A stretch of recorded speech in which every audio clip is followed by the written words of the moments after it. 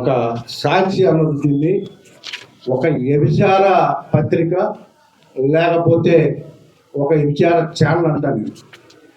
వాళ్ళ దగ్గర ఉన్నప్పుడు నేను దేవుణ్ణి, పార్టీ మారితే దేవుడైపోతాం. ఇది ఎక్కడ నేను ఏమైనా ఏంటి అధికారులకు అడ్డుగోలుగా సంపాదన, నేను దానికి ఆన్సర్ చేస్తున్నాను. నేను రాజకీయాలకు వచ్చిన తర్వాత నేను నా స్థిరకాలంగా సంపాదించుకున్నటువంటి విశాఖపట్నం నడిబొడ్డున ఉన్నటువంటి 6 సైట్లు అమ్ముకున్నాను. నేను ఎంతో కష్టపడి సంపాదించుకున్న 60 ఎకరాల ల్యాండ్ అమ్ముకున్నాను. సభాగా 60 ఎకరాల ల్యాండ్ నేను ఎక్కడా కూడా ఒక్క గజం కూడా కొన్న పరిస్థితి లేదు. నేను అడ్డుగోలుగా సంపాదిస్తే నేనెందుకు అమ్ముకుంటాను? ఇది రాసినటువంటి యదవులకి కనీస జ్ఞానం ఉండాల.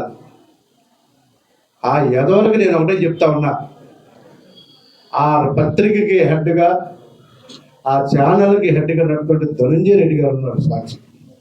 ఆయన అడుగుతా ఉన్నా, నీకు ఒకటే చెప్తా ఉన్నా ధనంజయ రెడ్డి గారు, మీ ఛానల్లో మీ పత్రికల్లో పనిచేస్తున్నారు కూడా చిగ్గుపడతా ఉన్నారు. నిజమైన జర్నలిస్టులు చిగ్గుపడతా ఉన్నారు. మీ రాతకి మీరు బలవంతంగా రాయిస్తున్నారు. నేను అవినీతి పరునా? ఎప్పుడైనా 5 సంవత్సరాలు మీ దగ్గర ఉన్న అధికారంలో ఒక్కసారైనా ఎక్కడైనా పని చేయించుకున్నానా? లేకపోతే ఎప్పుడైనా మిమ్మల్ని హెల్ప్ అడిగానా? ఎప్పుడైనా ఒక జెండా అడిగానా? నేను ఏదేది రికార్డు స్థాయిలో దోషేస్తున్నా. పుట్టుకోట్లు 200 ఉన్నాయంట అక్కడ. ఆడ ఉంది 80. అది కూడా అసలు ఆ పుట్టుకోట్లు ఎందుకు పెట్టారు?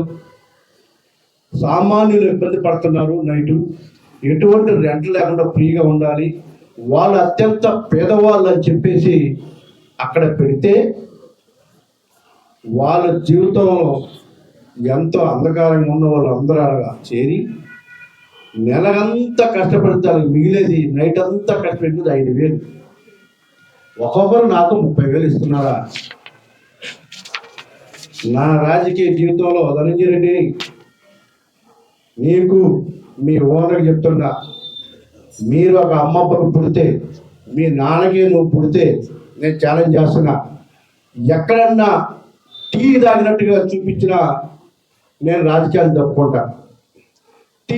ఫ్రీగా టీ తాగిన నా రాజకీయ జీవితంలో ఎవరి దగ్గరైనా 15 సంవత్సరాల రాజకీయ జీవితంలో టీ ఫ్రీగా తాగితే డబ్బులు ఇవ్వకుండా ఎక్కడ వెళ్ళానని నిరూపిస్తే నేను రాజకీయాలు తప్పుకుంటా. నువ్వు మీ నాన్నకి నిగరంగా పుట్టావని ఒప్పుకో. నా ఛాలెంజ్ తీసుకో, నా ఛాలెంజ్ తీసుకో. రాసినోడికి చెప్తున్నా, నా ఛాలెంజ్ తీసుకోండి. నేను ఛాలెంజ్ చేస్తున్నా. నా మీద చేసిన విమర్శకి నేను ఛాలెంజ్ చేస్తున్నా. మీరు మీ నాన్నకి నిగరంగా పుడితే నా ఛాలెంజ్ తీసుకోండి. ఎక్కడన్నా నీ ఫ్రీగా తాగనని, టీ తాగనని నిరూపించడం చాలు. టీ లంచాలు 3,000 30,000 కాదు. నేను చెప్పనా, నేను నోరు తెలిస్తే నువ్వు అరగంటలో జైలుకి వెళ్తావు. అరగంట పాఠ్య పుస్తకాలు గుర్తు చేస్తే చూసుకో. పాఠ్య పుస్తకాలు ప్రింటింగ్ ఎంత తీసుకున్నావు? గుండెల్లో రైలు పరిగెడితే నేను నోరిపించి నీకు ఎంత తీసుకున్నావు? ఎక్కడ తీసుకున్నావు? స్పాట్ చెప్పాలా? ఎవరి దగ్గర తీసుకున్నావు చెప్పాలా? చిక్కు. ఇంక మళ్ళీ జీవితంలో నువ్వు బయటికి రాలేవు. దొంగలకే దొంగలు. కామరాజు గారి కాడ ఎంత తీసుకున్నారు తెచ్చా చెప్పాలా? ఎన్సీసీ ప్రాజెక్ట్ ఎంత తీసుకున్నారు చెప్పాలా? వ్యక్తిగత జీవితం మాట్లాడానా? ఎప్పుడన్నా మీ అవినీతి గురించి నేను మాట్లాడానా? నేను అవినీతి పరునా? ఎక్కడ అవినీతి పరుణ్ణి? ఎక్కడ?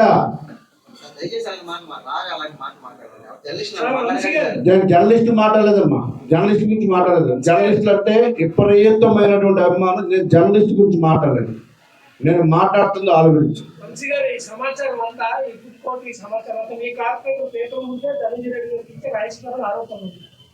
ఎవరికైనా నేను ఛాలెంజ్ చేస్తాను. ఎవరికైనా నేను ఎక్కడ అసలు 30,000 కాదు కదా, 3 రూపాయలు కాదు కదా, ఒక టీ ఫ్రీ అక్కడ తీసుకుంటే నేను ఛాలెంజ్ చేస్తున్నా. అది అందరికీ చెప్తున్నా. ప్రతి ఒక్కరికి కూడా నా మీద ఐటమ్ రాసిన ప్రతి ఒక్కరికి నేను చెప్తున్నాను, నేను ఎక్కడైనా కానీ ఒక టీ ఫ్రీగా దాకా నిరూపిస్తే నేను రాజకీయాలు తప్పకుండా రాజనోడు ఏం చేస్తానో అడుగుతాను. నేను నన్ను కొంచెం కంప్లీట్ చేయని నువ్వు అడిగిన ప్రశ్నకి నాకు కూడా నిజాయితీగా ఉన్నోడి మీద నీళ్లు చల్లితే ఊరుకోం. చట్టపరంగా ఏ విధంగా చర్యలు తీసుకోవాలి, లేకపోతే దాన్ని ఇంకో రకంగా ఏ విధంగా తీసుకోవాలన్నది మాకు తెలుసు. ఏంది నేనేదో పత్రిక పెట్టుకున్నాను, నాకు ఇష్టం వచ్చినట్టు రాస్తాను, లేకపోతే నేనేదో చేస్తానంటే చూస్తూ ఊరుకోవడం గాలి దొరకడం. మేము ఈ పొజిషన్ రావడానికి 15 సంవత్సరాలు పట్టింది. నరకం పిల్ల రోడ్ల మీద తిరిగి ఎంత కష్టపడితే ఈ పొజిషన్ కూర్చుంటూ సింపుల్గా నాకు ఒక పేపర్ పెట్టుకున్నాను, నేను ఒక ఛానల్ పెట్టుకున్నాను, నోటుకు వచ్చినట్టుగా పేరుపోతే చేతులు కట్టుకొని చూస్తూ ఊరుకుంటాం అనుకుంటారా? ఏంటి మీ ఉద్దేశం? తప్పు చేస్తే నిలదీయండి, తప్పు చేస్తే ఎక్కడన్నా ఉంటే ప్రూఫ్ పెట్టండి, ఫేస్ టు ఫేస్ రమ్మనండి, అడగండి, తప్పు చేసిన మీద రాయండి, నిలదీయండి అవసరమైతే. మీకు ఆ రైట్ ఉంది. అసలు ఏ సంబంధం లేదు. ఎక్కడ పబ్బంట ఆ దరిద్రం కూడా ఇవాళ వ్యవసాయం చేసుకుంటే ఆయన కట్టిందే. పార్టీ మారే ముందే దాన్ని నేను 20 రోజులకు అమ్మేసి బయటకు వచ్చా. అసలు పబ్బులు ఎక్కడా నేను లెక్కర్ డాన్ లెక్కర్ అంటే అసలు లెక్కర్కి నాకు ఏం సంబంధం? అసలు లెక్కర్కి నాకు ఏం సంబంధం? నాకు అసలు ఎక్కడన్నా ఒక చాపు ఉందా, లేకపోతే నేను ఎక్కడ లెక్కర్లో పాల్గొన్నానా, నేను ఎవరికైనా ఒక అధికారికి చెప్పానా, ఎవరికన్నా మాట్లాడానా? నన్ను ఎందుకు రెచ్చగొడుతున్నారు? మీ అవినీతి సామ్రాజ్యాన్ని బయటికి తేవాలా? ఎక్కడెక్కడ ఎంత తీసుకొని చెప్పాలా? నేను ఫస్ట్ నుంచి ఉన్నా, మీతో గుర్తుపెట్టుకోండి. మీరు ఎక్కడ ఏం చేశారో నా నోరు ఇప్పించొద్దు. నా నోరు ఇప్పితే మీరు బయటకు రాలేరు. మీ అవినీతి సామ్రాజ్యం అడగండి. వ్యవసాయం చేస్తున్న సారెడ్డి శంషాబాద్లో ఎవడెవడు ఎక్కడ ఏమి ఇచ్చాడో చెప్తా. నా నోరు తెరవనివద్దు. మీరు చేసిన అవినీతి అందరూ చేస్తారనుకుంటారా? అసలు ఎలా రాస్తారండి? ఒక వ్యక్తి మీద మీ ఇష్టం ఎలా రాస్తారు? కడుపు అన్నం తింటలేదు. మనం రాసే ముందు ఏంటి అది సంబంధం ఉందా లేదా, ఎందుకు రాయాలి, ఎందుకు రాయాలి? అసలు కనీసం జ్ఞానం ఉండాలి కదా రాసేటప్పుడు. మీరు పత్రిక పెడితే రాసేస్తారా? మీ వల్ల జర్నలిజం చదువుకున్న వాళ్ళకి, జర్నలిస్టులు కూడా చెడిపోయి వస్తామని. మీరు అవినీతి చేస్తే అందరూ చేసినట్టుగా బలవంతంగా వాళ్ళతో కూడా తప్పు చేపిస్తున్నారు. మీరు ల్యాండ్ సెటిల్మెంట్లా నేను కొనుక్కున్నవే నాకు సెటిల్ చేసుకోలేకపోతున్నాను. నేను 10 సంవత్సరాల క్రితం ఇరుక్కున్న డబల్ రిజిస్టర్ 20 పెట్టి అవే నేను చేసుకోలేకపోతున్నా. ఇంకొక సెటిల్మెంట్ చేసింది అక్కడ. అప్పుడప్పుడు వెళ్తున్నా. ఉదయం 6 గంటల నుంచి ఎవడో విశాఖపట్నం 24/7 అందుబాటులో ఉంటాను. నేను నోటికి ఏ వస్తే రాసేస్తారా? ఏం పద్ధతి ఇది? మాలాంటి వాళ్ళకు నిప్పు మీద ఉమ్మూస్తే మీకు పడద్ది. మీకు దమ్ముంటే నేను చెప్తా ఉన్నా కదా, ఏ సాక్షి వాళ్ళు వస్తారా, మీ స్టూడియోకి రావాలా, మీ ఇంటికి రావాలా, నేను చేసిన ఆరోపణలు నిరూపిస్తా. నేను చేసిన ప్రతి ఆరోపణ నిరూపిస్తా. నా దగ్గర నేను ఒక టీ తీసుకున్నా నిరూపించండి. ఒక టీ ఎవరి దగ్గర ఒక టీ, ఈ 15 రోజులకు బస్ టికెట్, ఒక ట్రైన్ టికెట్ తీసుకుని నిరూపించినా మీరు ఏం చెప్తే చేస్తారు. నా లైఫ్లో నేను ఎవరికైనా ఇవ్వడం తప్ప, జేబులో డబ్బులు రాకపోతే కనీసం టీ తాగడం కూడా పెట్టుకాను. నా వ్యక్తిత్వం మీద, నా పర్సనల్ లైఫ్ మీద ఎలా ముద్ర వేస్తారు? మన అన్నవేగ తిన్నాం, గడిగలు తిన్నామండి. అదే మీ ఫ్యామిలీ మెంబర్, మీ నాన్న మీద, మీ అమ్మ మీద చేసి ఒప్పుకుంటారు మీరు? 30,000 సంపాదిస్తారు వాళ్ళు. లెక్కలంట ఏంది లెక్కరు అసలు నాకు ఎక్కడ సంబంధం? అసలు ఒక్క టన్నదా సంబంధం ఉందా? ల్యాండ్ సెటిల్మెంట్లు, లెక్కల సెటిల్మెంట్లు మీరు చేసేవి అందరూ చేస్తారనుకుంటే ఎలాగా? ఎంత తప్పు?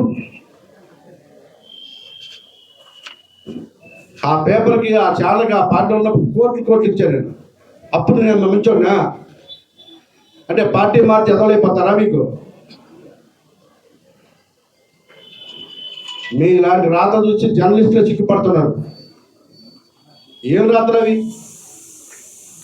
నోటికి ఏ వస్తే అవి మద్య వ్యాపారులు అంట, అవినీతి సామ్రాజ్యం అంట. ఎక్కడది? ఇంకొకసారి నా జోలికి మగ వస్తే మాత్రం మర్యాద కూడా ఉందని నేను చెప్తున్నా. నేను ప్రతి ఒక్క ప్రూఫ్తో నీ మీద నేను సీఎం గారు డిఫరెన్స్ కంప్లైంట్ చేస్తా. నువ్వేం చేసావు ప్రతి నీ స్టెప్ నాకు తెలుసు. మీ నాయకుడు ఏం చేశాడు, ఎక్కడెక్కడ ఏం చేశాడు నాకు తెలుసు. ప్రతిదీ కూడా ప్రూఫ్తో సహా బయట పెడతాను నేను. ఇంట్లోంచి కూడా బయటకు రాలేరు మీరు. మీ అవినీతి సామ్రాజ్యం అంతా నాకు తెలుసు. మీరు నా మీద అంటారా? వీళ్ళు మీకు అసలు అర్హత ఉందా? మీరు అసలు మనుషులేనా? ఇంట్లో చెల్లి అమ్మ చీకొట్టేలా చిక్కులేదా మీకు? మా మీద రాజులా నీతి ఉందా మీకు? నీతికి నిజాయితీకి పెట్టి పెరుగుతున్నాం మేము. ఎవరైనా ఒక్కరు విశాఖపట్నంలో ఒక్కరిని చెప్పానండి, ఒక్కరితో ఆస్తులు అమ్ముకొని బతుకుతున్నాం. మీరు అవినీతి నమ్ముకొని బతుకుతున్నారు. వాళ్ళని చూసి ఇదిగో దమ్మని ఛానల్ ఆడ వస్తుంటాడు బాబు. ఆడెందుకు రాసినట్టు తెలియదు. ఎప్పుడో నాన్న వాళ్ళ మామ తాగిపోతాడ 12 సంవత్సరాల క్రితం తోటలో జాబ్ చేసినాడు. తాగి వెళ్ళలేదంటే జాబ్ తీసాడు. 12 సంవత్సరాల క్రితం మానేసినా నేను జాబ్ ఇప్పించాలంట. నేను ఎక్కడ ఇప్పించగలను? ఆ ఛానల్ అలాంటి యదవలను పెట్టుకోవడం మీ తప్పు. 12 సంవత్సరాల క్రితం సెంట్రల్ గవర్నమెంట్ జాబ్ తీసి ఇప్పించాలా? నేను చెప్తే అవదండి. ఎప్పుడు 1 ఇయర్ అయితే అవుతుంది, కానీ 12 సంవత్సరాలు అయింది. కనీసం లీవ్ లెటర్ కూడా పెట్టలేదు. అలాగతాడు. అది చేయలేదని వాడేమో వాడు నేను ఎవరికి వచ్చినట్టు వాడు పంపించడం, వీళ్ళేమో రాసేయడము. అవినీతి సామ్రాజ్యం అంట. సిగ్గులజ్జ లేకుండా ఒక్కటి ఛాలెంజ్ తీసుకోండి.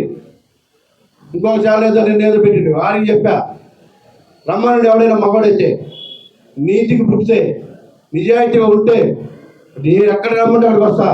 ఏ సెంటర్కైనా వస్తా. మీ ఇంటికి రమ్మని వస్తా, మీ స్టూడియోకి రమ్మని వస్తా. నా మీద రాసినాడు ఎవరైనా మగవాడైతే దమ్ముంటే నా ఛాలెంజ్ సేకరించండి. ఇంకా బూతులు తిడతా.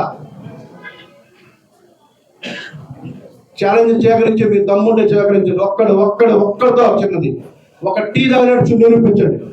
ఏమవుతుంది? 30,000 రూపాయలు కాదు, ఒక టీ తాగాను పలా చోట డబ్బులు ఇవ్వకుండా నేను చూపించండి. సాక్షి పత్రిక అదే.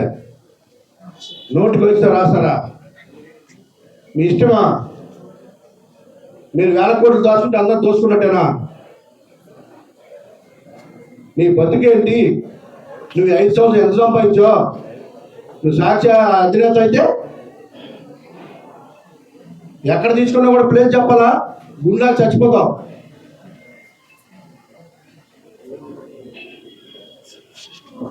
లేదా అతను తీసి ప్రెస్ మీట్ పెట్టించాలా? ఎవరెవరితో తీసుకుని అందరితో పెట్టిస్తాను నేను.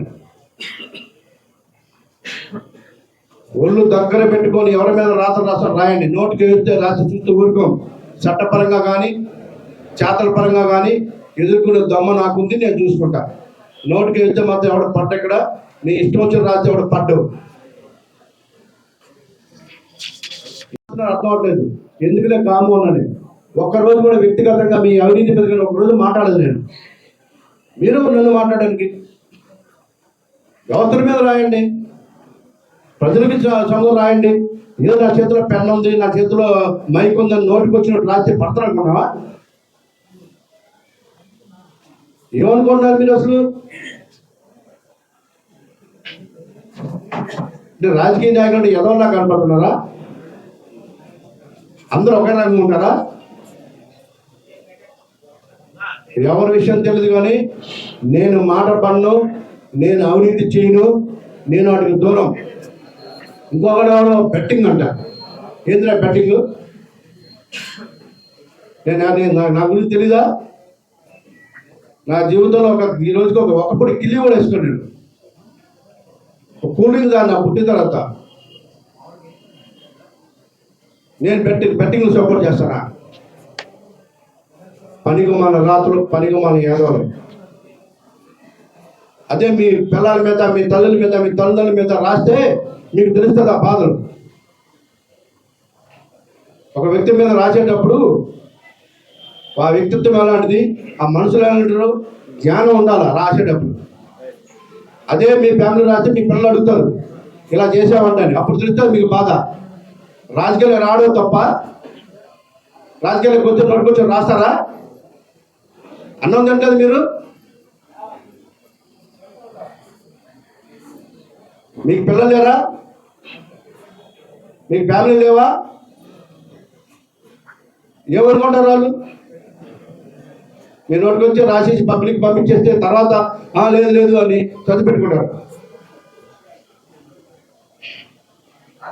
దయచేసి నేను ఆ జర్నలిస్ట్ సోదరులకు కూడా చెప్తా ఉన్నా, ఆ ఛానల్ ఎవరైతే డబ్బుల కోసం పెట్టి మీ మీద కూడా బలవంతంగా రాసినప్పుడు మీరు కూడా ఎదురు తిరగాలి. మీకు వ్యక్తిత్వం, మీకు పిల్లలు ఉంటారు, మీకు కుటుంబాలు ఉంటాయి, మీకు బాధలు ఉంటాయి. ఇలాంటి దుష్ప్రచారం తప్పని మీరు కూడా ఖండించాలి. ఆ ఎదలో స్వార్థం కోసం చేస్తూ ఉంటారు, అది చేసినప్పుడు మీరు కూడా ఖండించాలి. వ్యక్తిగతంగా ఏమైనా హెల్ప్ చేయకపోతే దానికి ఐటమ్ రాసేయడం ఏం పద్ధతులు అయ్యి? దయచేసి ఇక్కడున్న మీడియా సోదరులకు కానీ మిగిలిన మీడియా సోదరులు కూడా చెప్తా ఉన్నా, ఇలాంటి ఎదవలను ప్రోత్సహించొద్దు. ఈ ఎదవల మాట నమ్మి రాస్తే జర్నలిజం చదువుకున్న మీరు కూడా చిక్కుపడాల్సి వస్తుంది. అలాంటి ఎదవలను ఎవరు ఎంకరేజ్ చేయొద్దు. దయచేసి మీకు మనం చేస్తా ఉన్నా, ఏ ఎదవ చెప్పిన వినొద్దు. మీకు వ్యక్తిత్వం ఉండదు. ఎవడు ఎలా అంటాడు? ఒక సన్యాసి ఎదవ చెప్పినంత మాత్రం మీరు రాయాలా? మీకు మనసు ఉంటుంది కదా. రాజీనామా చేస్తున్నప్పుడు బీసీని వదలడం, ఇప్పుడు కూటమికి లేదు, తొక్కలేదు. మీకు ఒకటే చెప్తా ఉన్నాం, కాట్రాజు కామరాజు గారిని వదలలేదు, ఇంకా బీరాజు గారిని వదిలేదు లేదు. చట్టం అన్నది ఎవరిని వదలదు. చట్టపరంగా ఏం జరుగుతుందో జరుగుతుంది. ప్రభుత్వం దృష్టిలో ఉన్నాయన్నీ మీ అందరికి తెలిసిన విషయమే. కోర్టులు ఉన్నాయి. ఆ విధంగా 2 రోజులు చేస్తారు, 2 వెళ్తారు. ఆ ఎదవుల గురించి ఇప్పుడు ఎందుకు? అలాగే రాజకీయాలు ఉన్నారా? ఇలాంటి ఎదవులందరూ మాట నమ్మి అందరూ తన్ని బయటికి వెళ్ళారు. ఆ జగన్మోహన్కి ఇంకా బుద్ధి రాలేదు. ఇప్పుడు కన్నా బుద్ధి వస్తుంది కూడా ఇంకా ఆయనకు బుద్ధి రాలేదు. ఆయన కర్మ ఇంకా ఇలాంటి ఎదవులు నమ్మే ఇలా తెచ్చుకున్నాడు. నమ్మిన వాళ్ళు అందరూ మోసం చేశారు. అందరూ ఒక తండ్రి ఓడిపోయిన తర్వాత అందరూ ఒక తండ్రిని బయటకు వెళ్ళిపోయారు. ఆయనకు ఇప్పుడు కన్నా బుద్ధి వస్తుంది అనుకుంటే ఇంకా బుద్ధి లేని పనులే చేస్తున్నాడు. ఇంకా జీవితంలో ఆయనకు బుద్ధి వచ్చేది లేదు, ఇంక రాజకీయం లేదు, 2 లేవు. ఆయన మార్పు వద్దని కూడా మన పొరపాటు. చిత్తుగా వాడు ఇంట్లో కూర్చోబెట్టడం కూడా ఆయనకి మార్పు రాలేదు. నన్ను ఎందుకు ఇలా కూర్చోబెట్టే జ్ఞానం కూడా ఆయనకి రాకపోతే చాలా అన్యాయం. ఎవరైనా నేను ఇంత చిత్తుగా ఓడిపోతే ఎందుకు ఓడిపోయాం, ఇంత ఘోరంగా ఎందుకు ఓడిపోయాం? నేను ఒకసారి ఇలాంటి గాలి 46 వేలతో ఓడిపోయా. నిద్ర పట్టేది కదా నైట్. ఎందుకు ఎలా పోయింది, ఎందుకు నా మీద ఎలా వచ్చిందని. మరి ఎలా ఓడిపోయారు, మరి ఎలా పడుకుంటారో కూడా తెలియట్లేదు. మళ్ళీ ఇలాంటి రాతలు, మళ్ళీ వేషాలు, ఇల్లు. నన్ను టచ్ చేయొద్దు దయచేసి. మీకు చెప్తా ఉన్నా, మీరేదో సాక్ష్యం ఉంది, చాలా నోటుకొచ్చి పెడితే దానికి తగిన ప్రతిఫలం అనుభవిస్తారు. ఇప్పుడు అనుభవించదు చాలదా? ఇలాంటి రాతలు రాసే కదా అలాగయ్యారు. ఇలాంటి ఎదో పని చేసి అలాగయ్యారు.